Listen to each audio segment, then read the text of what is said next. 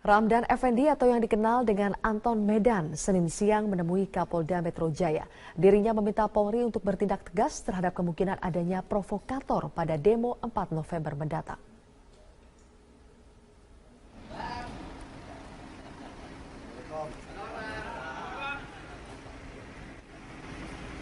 Ketua Persatuan Islam Tionghoa Indonesia Ramdan Effendi atau yang lebih dikenal dengan Anton Medan, Senin siang datang untuk menemui Kapolda Metro Jaya Irjen Pol Muhammad Iryawan. Kedatangan Anton untuk membahas rencana demo besar-besaran dari sejumlah organisasi massa muslim pada 4 November mendatang di ibu kota Jakarta. Pada dasarnya Anton tidak keberatan dengan unjuk rasa, asalkan tidak mengedepankan isu SARA. Untuk itu Anton meminta Polri tegas jika dalam demo tersebut disusupi provokator yang ingin memecah belah bangsa Indonesia. Rencananya massa yang berunjuk rasa pada 4 November mendatang akan mempersoalkan mengenai kasus dugaan penistaan agama yang dilakukan Gubernur DKI Jakarta sekaligus calon petahana Basuki Cahayapurnama. Saat ini Bareskrim Polri yang menyelidiki kasus tersebut telah memeriksa 20 saksi, termasuk terlapor Ahok. Dengan catatan jangan melakukan tindak anarkis kekerasan. Polisi yang menjamin masyarakat siapapun dengan kekerasan atau merusak akan ditembak di tempat.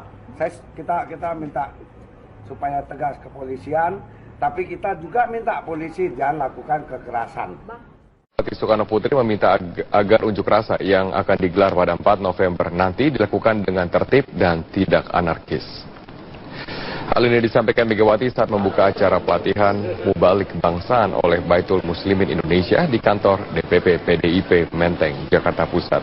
Acara ini dihadiri sejumlah ulama, diantaranya adalah Ketua Umum Nahdlatul Ulama, Said Akil Siraj. Dalam pernyataannya, Megawati menyayangkan maraknya informasi yang beredar terkait dengan seruan aksi yang dianggap kurang bijak dan memprovokasi. Ketua Umum PDI Perjuangan tersebut juga mengkhawatirkan jika isu SARA dan unjuk rasa yang akan digelar justru dimanfaatkan oleh pihak-pihak yang ingin memecah belah bangsa. Para pengunjuk rasa diminta untuk menyuarakan aspirasinya dengan tertib dan tidak bertindak melanggar aturan. Nanti tanggal 4 itu yang dikatakan bahwa akan jihad, akan segala begini, sudah memasukkan orang-orang yang akan bertindak dengan kekerasan. Terus saya bilang, ini pemerintah Republik Indonesia tidak bisa diinjak-injak seperti begitu saja. Ada saja yang silakan, tapi jangan bikin keonaran dan sebagainya. Kita beralih ke informasi 10 program unggulan untuk ditawarkan kepada warga Jakarta. Penyampaian 10 program unggulan Agus Yudhoyono disampaikannya secara terbuka dalam sebuah forum yang dihadiri berbagai tokoh Jakarta. 2 hari setelah memasuki masa kampanye, calon gubernur DKI Jakarta Agus Harimurti Yudhoyono enggan menceritakan visi dan misinya dalam mewujudkan Jakarta yang lebih maju dan Jakarta untuk rakyat seperti slogannya. Tapi kali ini di dalam ruangan ini Agus Yudhoyono akan menjelaskan program konkret seperti apa yang akan ia lakukan untuk mewujudkan Jakarta yang maju, aman, adil dan sejahtera seperti yang selalu ia katakan di masa sosialisasi 1 bulan yang lalu. Agus Harimurti Yudhoyono memulai pidatonya dengan menceritakan pengalamannya saat mengunjungi warga di kawasan Luar Batang, Kecamatan Penjaringan, Jakarta Utara. Agus menilai ada ketidakadilan relokasi warga di Luar Batang. Ia berkeyakinan pembangunan fisik harus dibarengi dengan pembangunan manusia. Namun ia belum menjabarkan seperti apa tahapannya. Benar bahwa Jakarta harus terus berkembang, tetapi pada saat yang sama kita wajib memastikan agar warganya bisa hidup aman, adil, sejahtera dan makmur. Tidak boleh lagi ada warga Jakarta yang takut terhadap pemerintahnya sendiri.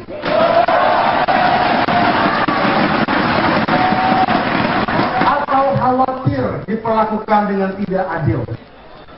Berkali-kali Agus mengulangi jargonnya, Jakarta untuk rakyat. Untuk mewujudkannya, ia mencanangkan 10 program unggulan, antara lain bantuan kepada kaum miskin, penciptaan lapangan kerja, dan peningkatan kesejahteraan guru. Berbagai kalangan, termasuk anak muda, datang menghadiri kampanye ini. Beragam tanggapan muncul, mulai dari program yang baik namun belum cukup konkret, hingga rasa pesimistis karena tantangan berat yang menghadang. Karena kalau hanya kampanye sekedar meningkatkan keamanan, meningkatkan kesejahteraan itu udah biasa gitu. Jadi harus benar-benar program yang sudah konkret yang ketika dia kepilih, besoknya udah langsung bisa diimplementasikan. Harus bekerja keras karena dengan rakyat Jakarta yang banyak dan ini ibu kota pasti nggak akan semudah itu untuk mewujudkan semua program itu. Agus Silvi mempunyai waktu hingga 11 Februari mendatang untuk meyakinkan warga DKI Jakarta dengan programnya.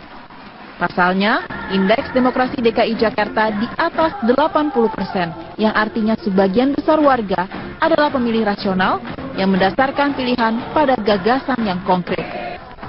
Dari Jakarta, Nadia Atmaji, Adam Alamsyah, Metro TV.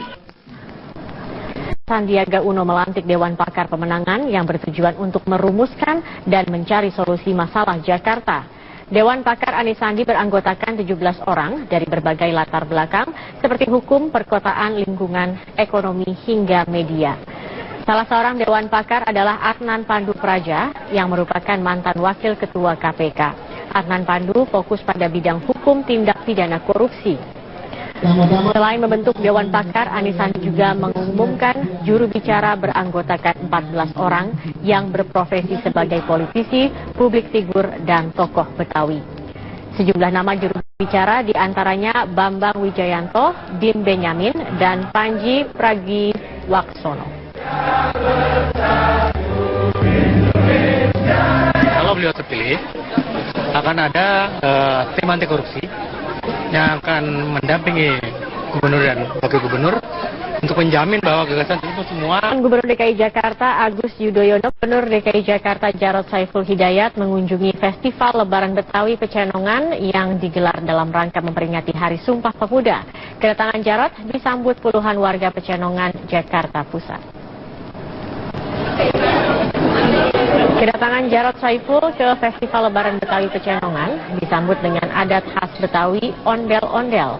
Jarod hadir membuka acara yang diawali oleh hitanan massal yang diikuti puluhan anak kurang mampu yang ada di sekitar Pecenongan, Jakarta. Selain itu, Jarod juga turut menyapa puluhan pedagang binaan UMKM Jakarta Pusat yang berjualan di sepanjang Jalan Raya Pecenongan. Ini binaan untuk packaging ya, produk-produk UMKM yang bagus, brand yang bagus ya. Jadi saya bilang sama ibunya begitu untuk daftar ke kita ya, kasih alamat di mana produknya seperti apa, sehingga kita bisa kemas yang bagus begitu, dan kemudian kita bisa pasarkan, kita bisa distribusikan. Jadi ini saya lebih suka pada melihat wisata kulinernya bagus di samping budaya Betawi terutama ya. Dan Wakil Gubernur DKI Jakarta menggelar deklarasi damai di Bundaran HI Jakarta. Kegiatan ini merupakan salah satu langkah menciptakan pilkada damai di kontestasi Pilkada Serentak 2017. Kampanye Pilkada 2017 di DKI Jakarta ini memang sudah mulai, dan terlihat dari 3 pasangan calon ini melakukan kampanye dengan sportivitas yang cukup tinggi. Tidak hanya oleh pasangan calon, namun dari relawan pasangan calon ini juga terlihat sportivitasnya ditunjukkan untuk menciptakan pilkada damai di DKI Jakarta 2017. Sebagai salah satu langkah mewujudkan pilkada damai, komunitas Bangga Jakarta mengajak para relawan dari tiap pasangan calon gubernur dan wakil gubernur DKI Jakarta untuk menggelar aksi turun ke jalan, menyerukan pilkada bebas isu sara dan black campaign. Kami dari Bangga Jakarta sudah berulang kali melakukan aksi kampanye damai yang menginginkan agar Jakarta tetap aman dan damai. Yang kedua, kami ingin menyampaikan bahwa deklarasi damai tidak semata-mata dilakukan di kalangan elit, tidak hanya dilakukan oleh pasangan calon dan penyelenggara, tetapi juga dilakukan oleh masyarakat. Karena Jakarta itu sebelum kampanye pilkada berjalan aman, damai, ada isu macam-macam, tapi tetap berlangsung dengan baik. Kemudian masyarakat tetap tenang. Kegiatan kampanye Pilkada DKI Damai ini didukung oleh seluruh relawan pasangan calon.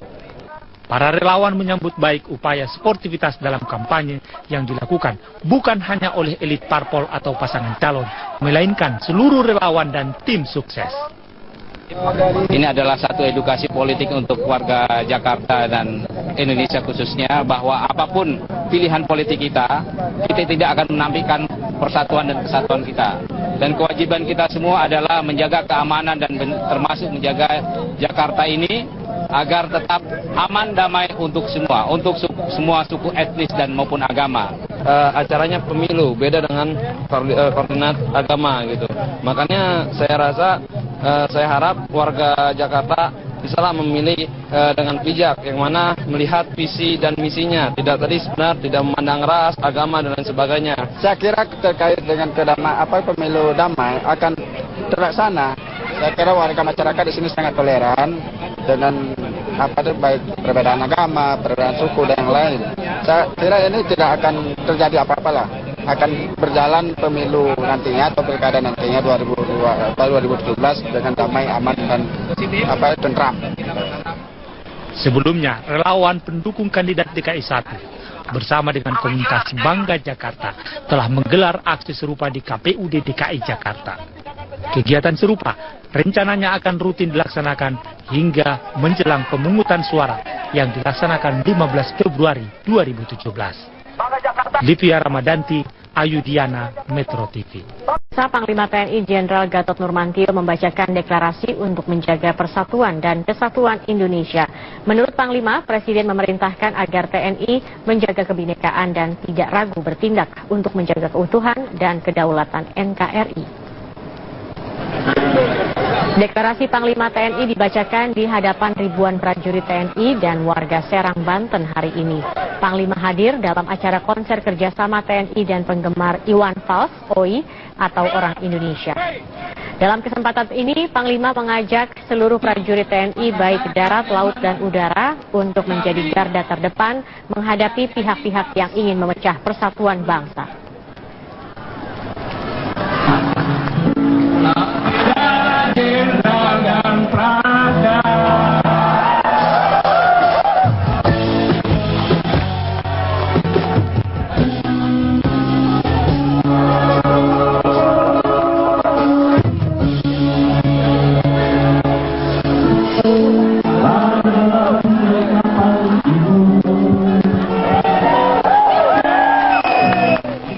TNI adalah satu, yakni tentara nasional yang bisa berdiri tegak di atas semua golongan, mengatasi kepentingan pribadi dan kelompok yang mempersatukan ras, suku, dan agama dalam mewujudkan cita-cita kemerdekaan.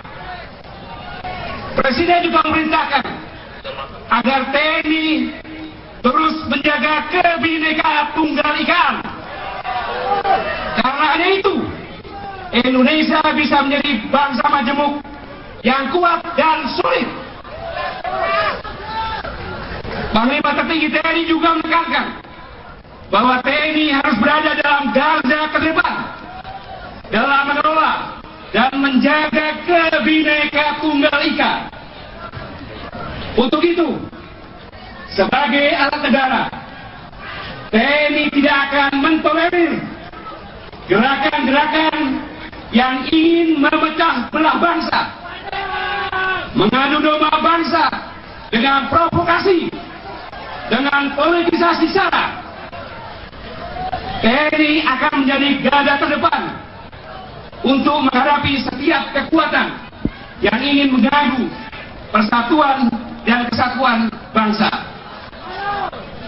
Anak-anakku, prajurit TNI dimanapun bertugas, tegakkan kesatuan komando dan jangan ragu bertindak untuk menjaga keutuhan dan kedaulatan Negara Kesatuan Republik Indonesia. Para panglima dan komandan, kutitipkan prajuritmu.